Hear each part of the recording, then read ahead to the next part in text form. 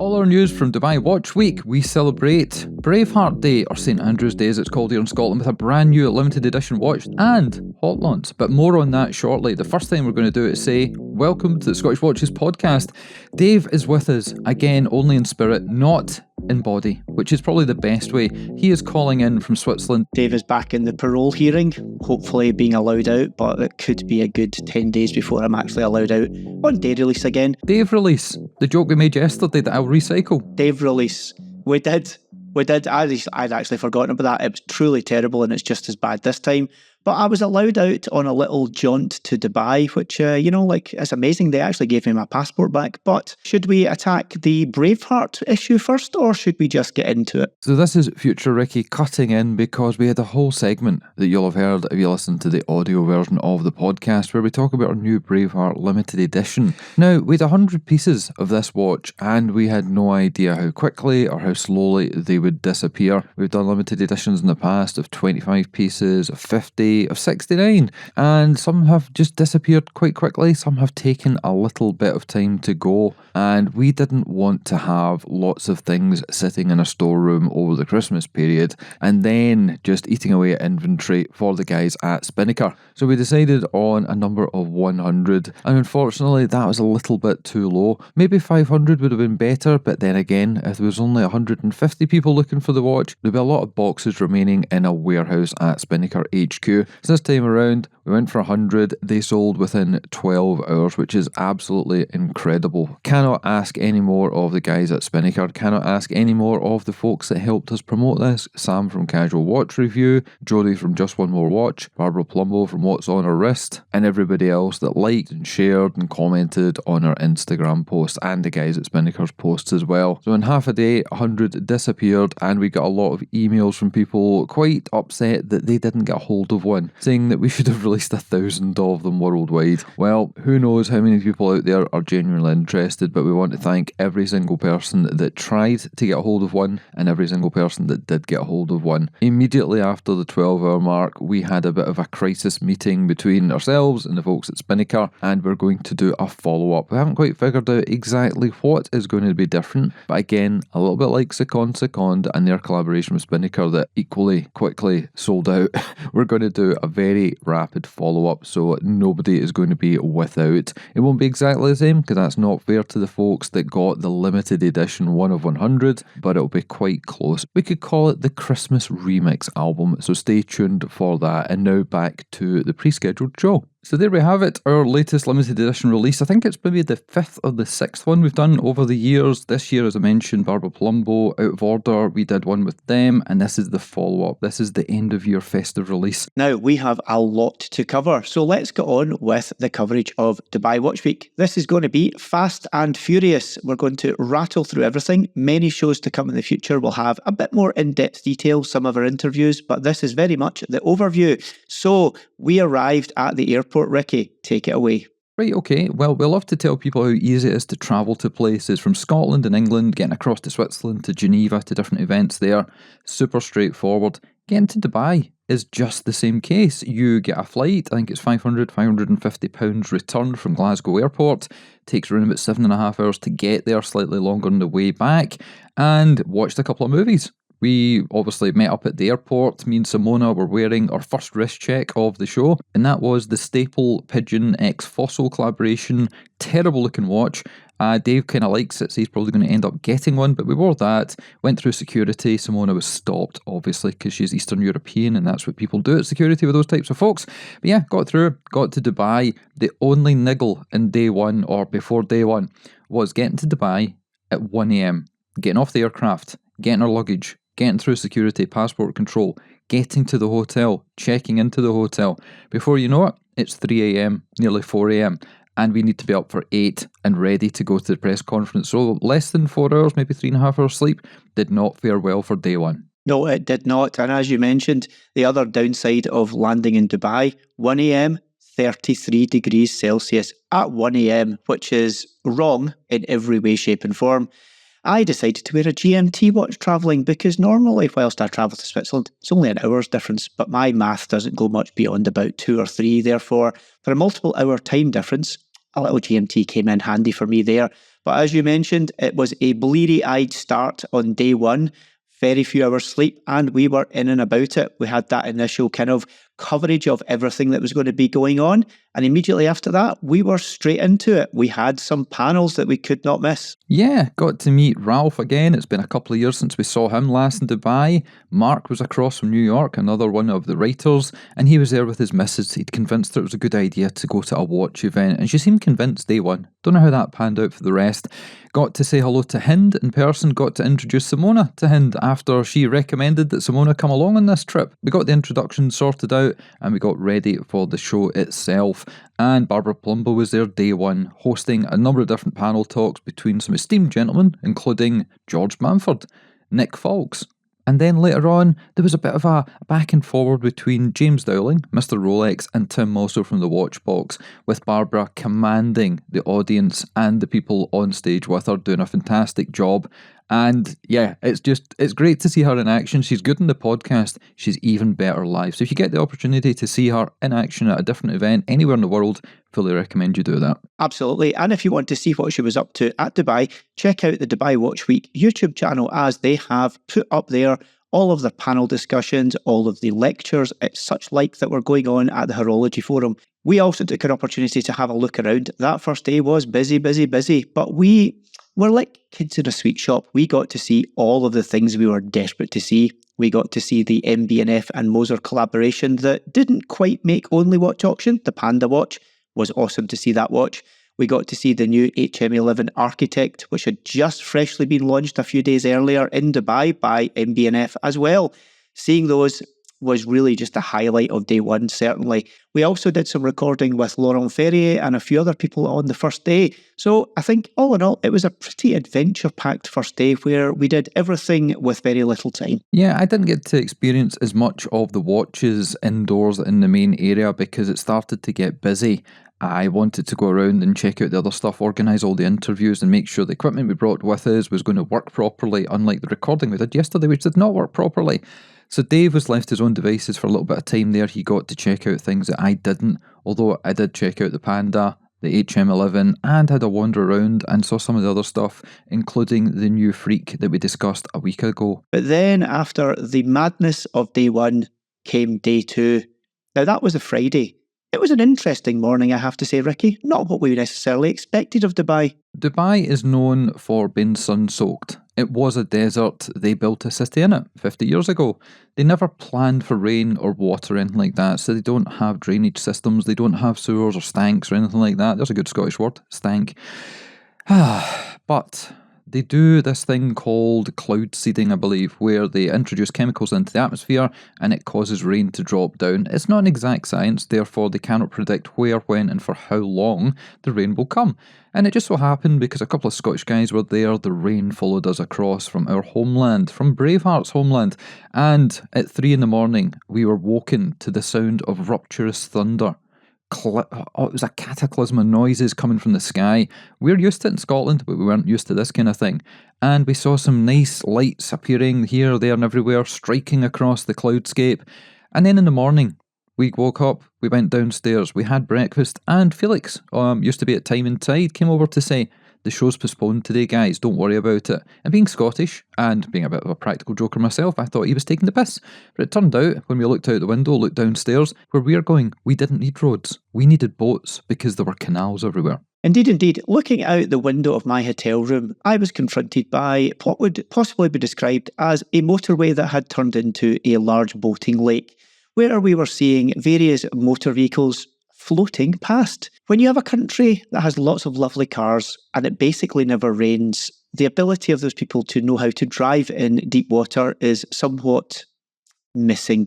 And it was both humorous and slightly sad to see various cars ploughing at speed into a depth of water and suddenly coming to a juddering halt. That said, it didn't take them long to get everything back spick, span and clean, as they were quite literally hoovering the water out of the streets using tanker trucks. And within a matter of 5 or 6 hours, Ricky, all the water had vanished.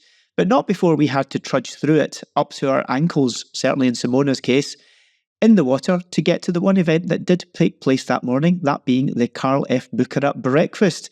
Luckily, it was on a story of a building well out of the water, and we got to meet up with some friends. You've met them in Munich before, I've seen them in London, and we got to review some of the things that we have seen before, and a couple of little new additions to the range, whilst by 10 o'clock in the morning, Ricky being slightly tipsy. If somebody offers a Scotsman free booze, it doesn't matter what time that is, because somewhere in the world it's going to be afternoon. And it wasn't there, but I'm sure somewhere it was. Yes, I had a few champagnes without any food. We did have that treacherous journey to get to the event itself, getting through all the different waterways, but again, being Scottish and waterproof, we were kind of up for the challenge. It was a bit of a strange thing to see cars floating and bobbing along, and it was even more weird to see about 4 or 5 hours later the fact that all the water had disappeared. And when we said that the show had been postponed, we thought it was going to be cancelled. We thought the whole day was going to be a write-off. So we kind of got up with other ideas. We're going to do this, that and the other. But it turned out they'd only closed things down for a couple of hours for safety checks. And due to the way that Dubai Watch Week had put on their event, their exhibition centre and all the different parts, there was nothing wrong. When we actually turned up later on in the day, as Dave said, it was as if nothing had happened. And look in the show notes, you will see what we're talking about. Literally, cars completely up to their windows in water. It was insane, but within a few hours it was back to normal. And we actually bumped into a few old familiar faces, some old friends, including Andrew from Watchfinder, who has now got his own channel, Andrew Morgan Watches. We saw Justin Frost from Sharp Magazine, and a few other people were kicking around in the background. So it was nice just to bump into random folks that you hadn't seen for a while, hadn't spoken to in a while, and just say hello. That was that. We actually got a preview of a watch that I didn't think we'd be able to speak about for a long time, and that was from Hotlons, and they had another limited edition in association with Black Badger, or Slack Tadger as we like to call them. And this one I really liked. The last one, it wasn't bad. This one was right up my street. White, blue, with superconductor material inside it. So Dave, tell us all about this watch, because the embargo has been lifted. Indeed, this is the Hotlons Vagabond Tourbillon Series 3. And as you mentioned, a blue case, which is this kind of PVD, almost iridescent blue type colour. Definitely not verging towards purple, very much blue. You were liking it because of that white strap. And unlike the previous issue that James Thompson did with them, which was very much centred around loom and blocky loom, this one was using another material. He's also known for his use of innovative materials in watches. He was using some semiconductor material that's normally used in particle accelerators and much more fanciful things than watches. And we got a little glimpse of his ability to tamper fear with this material, shall we say, on a watch that didn't quite make it to market a few years ago, but finally he's managed to get it into a watch. And I have to say, unlike the previous example where he was using it for the case, and it didn't really let the nature of the material show to its best, this one is being used in the dial stroke not dial, because this watch doesn't really have a dial, but it does have this kind of sculptural use of the superconductor material in the surrounds of this TV-shaped watch, which is, again, not the smallest watch in the world, but they have also done a great job at bringing it down slightly from where these watches have been in the past, just coming in at under 51mm by 43mm, so it still has a great deal of wrist presence. Lots of techniques used like acid etching in order to kind of enhance the visual aspect of this superconductor material, obviously with a tourbillon in there as well. Just a great looking watch, and the size belies its wearability. When you actually get one of these slapped on your wrist, suddenly it just becomes comfortable and at home. I think I would love one of these, and I think Ricky might love one as well. Whether we actually ever bring ourselves round to either being able to get one, because there's only 28 pieces of this, so pretty limited edition, and also the 65,000 Swiss francs, including tax, so not quite as bad as it could be, but it's still a fair chunk of chump change. But great looking watch, really cool, and it's great that we're actually able to talk about it, because we weren't sure whether or not we would, because we were told, yes, you can look at it, and yes, you can take pictures, but no, you can't talk about it or show anyone the pictures. But indeed, now we can. So it is good to talk about that one. Dave covered it perfectly well. I don't need to say anything apart from I love it. The price, A little bit expensive, only 28 pieces, but I mean, if you had 395 quid, you could get one of 100 pieces. Same colour scheme, just saying, Dave. So leading on to the nighttime festivities, we went to an event with Frederic Constant. We did a chat with the team there. We did recorded some interviews that you guys will hear in the next few weeks because we're still processing, going through all the audio. It was slightly different this time. We had less opportunity to chat with folks because the interview slots compared to 2 years ago, where they were around about 40 minutes long, this time around they were only 20 minutes, and that included getting into the room, pulling out the equipment, setting up the lights, setting up the microphones, introducing ourselves, recording the content, and then packing everything up. So they're going to be a little bit more punchy, but we do have more of them, so stay tuned for that. So yeah, we went to that event. Curtis came along, friend of the show, prior guest, prior attendee of Dubai Watch Week, and it was just nice. It was very warm though, and I was wearing a sports blazer and trying to be a grown-up Dave, and I eventually just took it off and I was there Mondays. You went full rebel on us. The beauty of this event, that being Dubai Watch Week, is that there's lots of things happen in the evening, some on site, some just off site as well with all the brands, which is a great way to kind of socialise with the brand themselves, but also with many other collectors, people from the media, press, etc. And at that event, that was a great event in an Amazonian setting, as to be said, a rooftop bar in a place, funnily enough, called Amazonica. And it was super nice, great drinks. I, though, checked out with an Irish goodbye slightly early. Unlike the previous Thursday night where you went to bed early, sensibly, I did not. And by Friday evening, I was feeling a little bit of that jet lag and non-stop go. So I departed and got into my bed by about 9:30. Good for you, Dave. I stayed around and I got drunk again. Twice in one day. I'm a true Scotsman. And funnily enough, in the lift coming up the way to the event itself, there was a gentleman and his partner with us, and he kind of looked at my wrist and said, "Is that the new Christopher Ward?" And never in a million years in this country or any other, especially Dubai, would I have expected someone who I do not know to say to me, "Is that a Christopher Ward?" It just completely goes along with what we've been saying for the last year, that those guys are on fire. But it was a great event, good to catch up with people, good to sit down. There'll be lots of pictures, lots of video clips in the show notes, because that's the whole reason that I spunked a whole load of cash on some cameras before I went to Dubai Watch Week. It was well worth it, and when you see the results, I think you'll agree. And I'm saying this because I get my knuckles wrapped for buying too many cameras. You might well have done, especially those little portable numbers, the DJIs that you bought one of, but when you maybe pulled the second one out to set it up, somebody, Simona, I'm talking about you, might have noticed and was pretty insistent in saying, "So you have two of these?" You did a very good job of deflecting, I have to say, by saying we need to go on with things, we're very busy. Dave, I'll jump in and say, is the terminology not correct, as in 2 is 1 and 1 is none? I think the formula is how many of anything do you need is X, the number you have, plus 1. And that rule's always got me through many things in life. It's like collecting watches. How many watches do you need to be a watch collector? 1 more than you currently have. Therefore, you're fully justified in having 2 of those cameras. Got to catch them all, Dave. I'm not talking about STDs. Definitely not. We then got to Saturday and we actually thought this through. Unlike the last time, where every day was packed top to toe with content creation, meeting people, having interviews, we thought, let's actually take a step back and have a little breather and see what's going on. You decided to go with Simona on a little bit of an adventure trip around the city, seeing what culture was to be had. And I just spent the day chilling out, meeting folk and just having a chat away from the professional capacity of being there with media. Now, you went to some souks. How did that pan out for you? Well, this wasn't my idea, so I won't take credit for it. Hind Siddiqui, when she was on the show with Barbara just before the event itself, had recommended to check out other things while we were across there. And this is again playing into the fact that we want to get as many folks to come to watch events as possible, because it's cool you listen to us and watch our YouTube videos and read the articles on the website and all the rest of it, but getting physically interactive with things, nothing really beats it. And that's why we say it's always good to go to a boutique in a store rather than buy online, unless it's a limited edition Scottish Watches watch. So I went along to these souks, as they're called, which are kind of like old school markets in Dubai.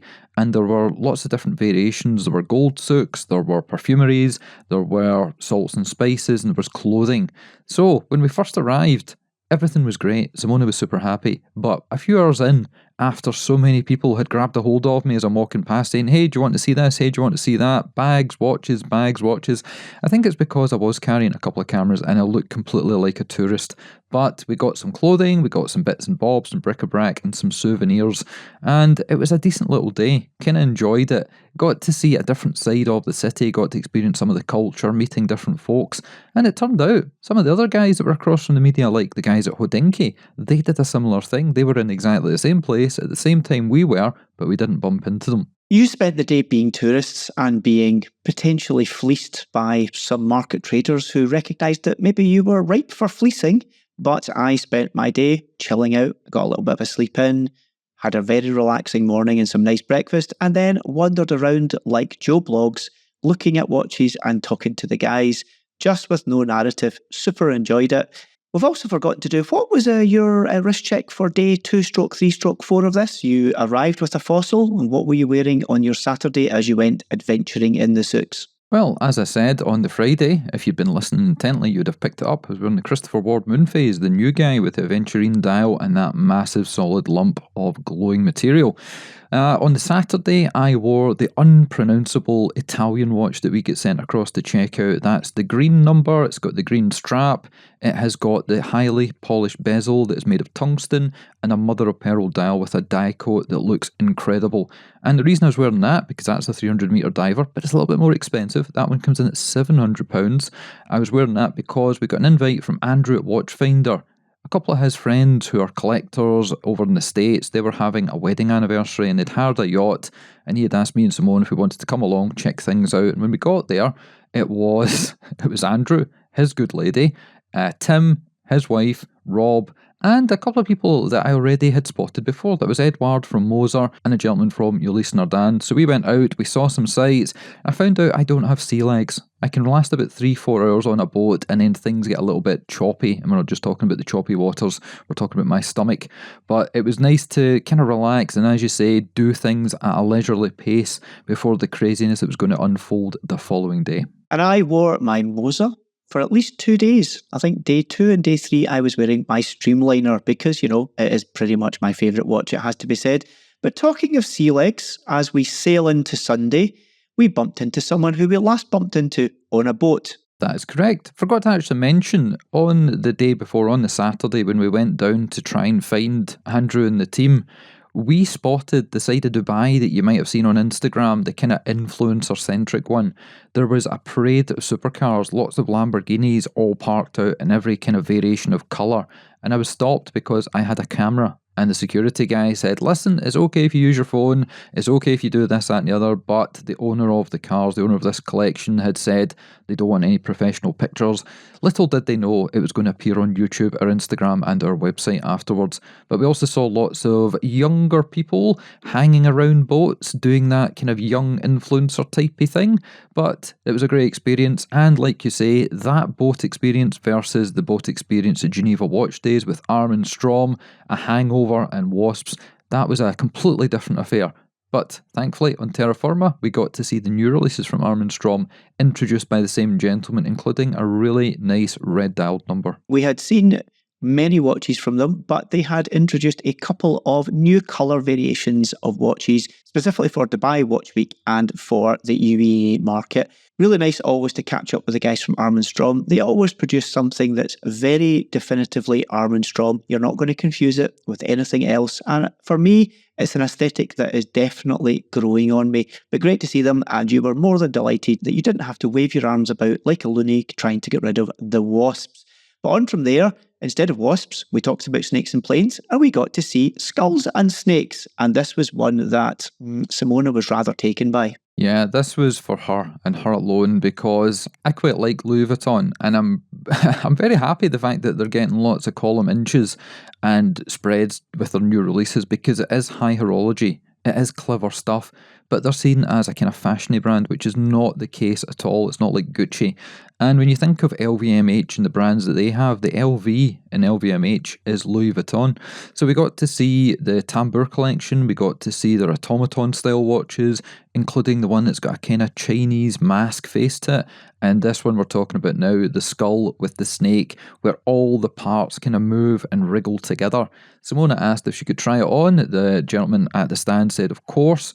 She placed it on the wrist. We got some pictures, we got some video clips. And then she casually asked how much it was and was told it was over $1 million. But they are all gone, they are all sold. Therefore, in the secondary market, they are sitting around about $4 million.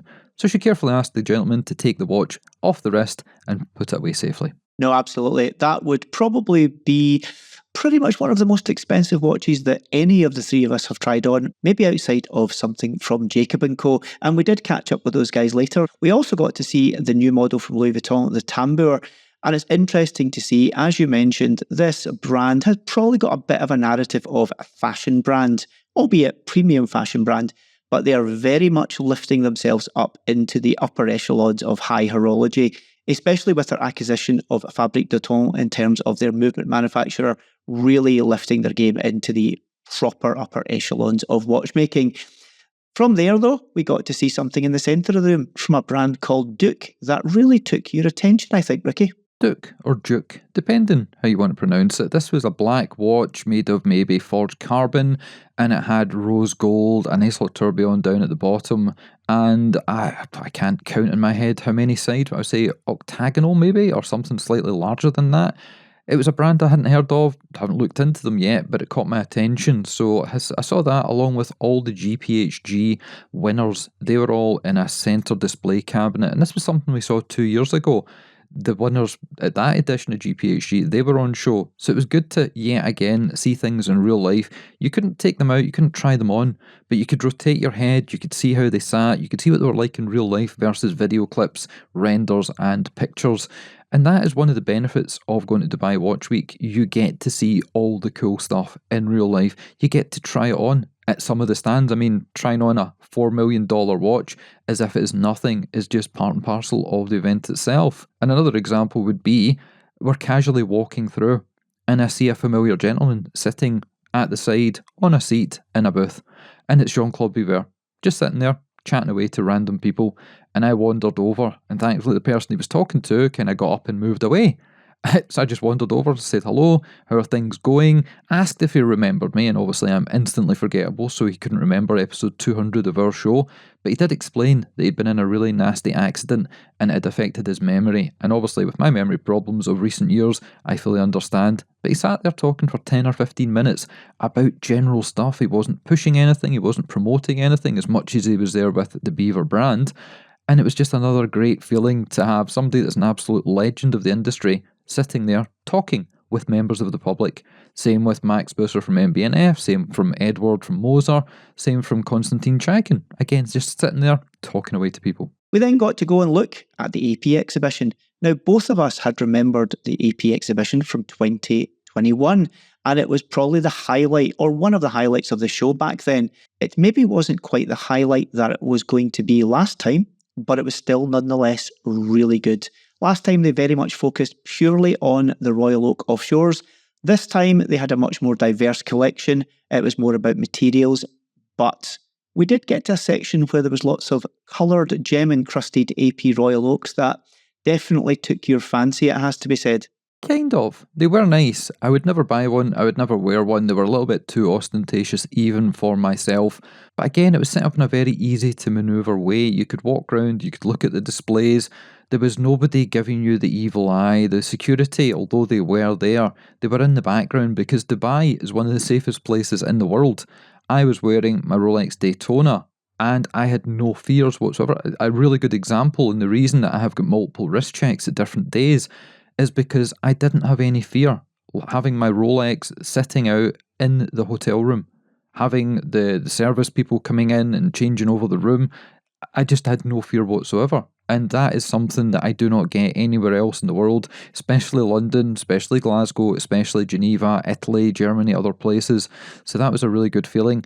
The AP exhibition was good, but the one I liked better, probably because it was new for me, was the Bulgari exhibition. And in there, they had everything from the Octo, which is a very thin watch, the Octo itself, then the Octo Finissimo, that is an extremely thin watch. Then they had the world record holding watch from a couple of years ago that is incredibly thin. It was just mad to see all these things in real life because, again, pictures don't do it justice. And seeing something that is a razor blade thinness of credit card size proportions, telling time, working away, spinning its wheels, and all the rest of it, just incredible. And it was so strange how your perception of what is thick and thin suddenly changes. We saw those super thin, as you mentioned, watches from Bulgari. Then suddenly the Octafinissimo, which is ridiculously thin itself, seemed thick. We got a lunch with Barbara Palumbo. It's so difficult to catch up with her because she's doing so many things at these events. She is one of the hardest workers you can find in the watch industry. But we did. We carved out 30 minutes of her time. We got to see her new Satori Ballard, which she was loving, which is an SB04S. It has got it's not Tiger Eye, it's Tiger Iron, I believe she called it. And it's a very specific substance, rock formation type affair, which you'll see pictures of in the show notes.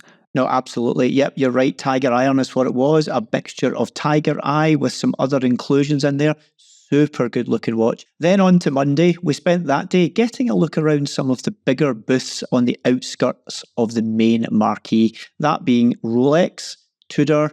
We also had Aussi Nardin and Girard-Perregaux with stands of their own. The nice thing about some of these stands were they were a little bit different. Sometimes they were exhibitions, in the case of Rolex, or in the case of Van Cleef Apparel. Sometimes they had a bit of a theme in terms of Formula One or Aston Martin with the likes of Girard-Perregaux. But we got to look in Rolex, and of course you have that Daytona, so you took quite a lot of enjoyment. Half of it was exhibition, and half was a very nice cafe. Yeah, they had a Daytona exhibition. A couple of years ago, they had all kinds of stuff, bubble backs, super deep seas. This time around, they were celebrating the Daytona. They had one of the limited 24 Hours of Daytona, the Le Mans edition, I think it was, that came out that had the marking in red on the bezel.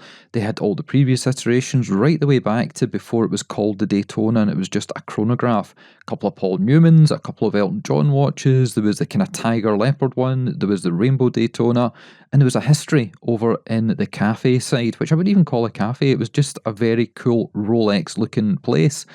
So we did that, and there was a couple of other things. We bumped into some friends. The folks from Reservoir were there with a couple of new releases, including the Popeye, and a cartoon watch that is based on a local UAE Dubai cartoon character. Can't remember the name of it, but there'll be some stuff in the show notes about that. Then I bumped into Tim, who had invited us out along with Andrew for his anniversary on the yacht, and he was wearing a custom 1/1 Moser. And Mosers generally stand out in their striking, but this one had a meteorite dial, a tourbillon, and black diamonds. And the way the sun caught this thing was just insane. It was incredible. And his wife Kate was wearing a very nice, slightly more subdued blue dialed Moser. So we just kept bumping into people all throughout the event. It was just a really cool feeling. Then we went to the Tudor booth, which is a booth right beside Rolex, funnily enough. There's a bit of a relationship there, would you believe? And they were pushing their whole pro cycling team, which is their big, I guess, advertising push of the next couple of years. And they had a bike there, and I got cajoled to go onto this bike. I was neither prepared for the heat. I hadn't drunk any water. These are all excuses, by the way. But yeah, I went on it and nearly killed myself with very little in the way of preparation. But my reward after that was to bump into a fan of the show who has listened since the early days, and during the period of lockdown, taught himself how to engrave and do Grand Fou enamelling. And he showed us his honeycomb watch. Check out the show notes, or if you're watching this on YouTube, there will be some images popping up in front of your eyes as we speak. But this watch was super cool. The different shades and effects. And when we say honeycomb, we're not talking here about a bit derivation of a honeycomb. We're talking about what looks like a proper slab of honeycomb taken out with the honey all still imbued in it. Great looking watch. It really took it for me to the point where it might end up on a list of things David wants to acquire, which is always dangerous. But I got to speak to him for quite a while, along with you, Ricky, before you had to go and do some little shots and video out in the sun. Yeah, that kind of takes us to almost the end. So many interviews that we've not mentioned yet because we don't want to give you too much information ahead of time, but I think it was about 5 or 6 different interviews with people that are around about 10 minutes long. We'll start drip feeding them into the show and the YouTube videos. We quickly popped in for one of the interviews with Girard-Perregaux where they were talking about their new releases. Dave quite likes this brand. I am coming around to them. There's certain ones that I really do like. I bumped into George Bamford, funnily. We had breakfast together one of the days because he was was staying at the same hotel, and he was wearing that Gerard Perigo in white ceramic that I am absolutely in love with. And he actually quite liked the watch that I was wearing that day, which was the green little Italian number. But it was just so good. I'm reminiscing. I'm thinking of all the cool things. And I'm hoping that you, as you're listening and watching this, you're getting an idea and a feel for it. This hobby is super cool. And if you can get across to Dubai for the next edition, as we said before, it is completely free to come along. There is no charges. You enter. Everything is at your fingertips, so fully recommend it. Absolutely. And aside from the show itself, which is absolutely amazing, if you're over for a good few days, there are so many other watch-related activities that you can do in and about Dubai, whether visiting some of the boutiques or the shopping malls to see various brands and various models that you might not see anywhere else, because Dubai and the United Arab Emirates have got lots of special editions, special colours, specifically for their market. Always good to see those. And we bumped into Roger Smith, who happened to be over. Whilst he wasn't exhibiting at Dubai Watch Week, he was there to meet some clients and to enjoy Dubai Watch Week himself. So always good to bump into these people. It's pretty much, as we've said, the only place in the world that you will just see some of the top guys and girls within the watch sphere just wandering around, quite happy in their own little world, quite happy to talk to you. So 2 years from now, it will happen again. Next year will be the Horology Forums on tour. We don't quite know where yet, but 2 years from now, if you can get to Dubai, if you need to start saving now. It'll be one of the best watch-related things you'll ever do. It's one of the best things you'll ever do. I like loads of stuff. I love cars, cameras, retro tech, computer games, all kinds of stuff, music. And this is just the best thing ever. I'll absolutely love it. Nearly bought a watch on the way home, but didn't. I was in the airport. I was looking at some funky G-Shocks that I hadn't seen in real life before. Adrian from Bark and Jack was hovering around. He was on the same flight back. We'd met up with him a couple of times during the event, but he was off doing his own stuff, capturing content. But we're going to be capturing content with him over at IWC shortly, so stay tuned for that in the next couple of weeks. And that was it. Return flight, super easy, although it was a bit of a punch to the gut, going from 33 degrees to -3 degrees landing in Glasgow Airport. But hey, that was our trip to Dubai. We finished on a high. It was fantastic. So much content coming down the line for you guys. And yeah, we just cannot wait for the next one. So that is it. Thanks for watching, and we'll catch you guys soon.